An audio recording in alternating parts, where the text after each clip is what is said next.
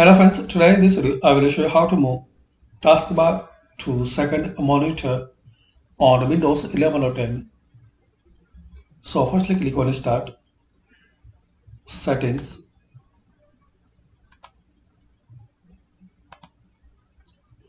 Now here click on Display.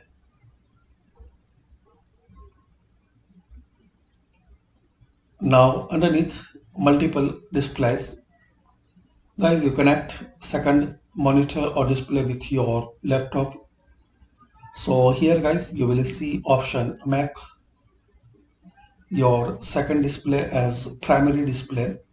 So once you select that option and you make your second monitor or display as your primary, so all taskbar and settings will move to your second monitor on Windows 11.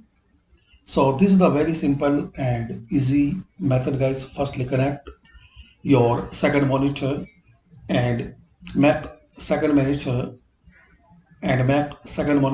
as primary.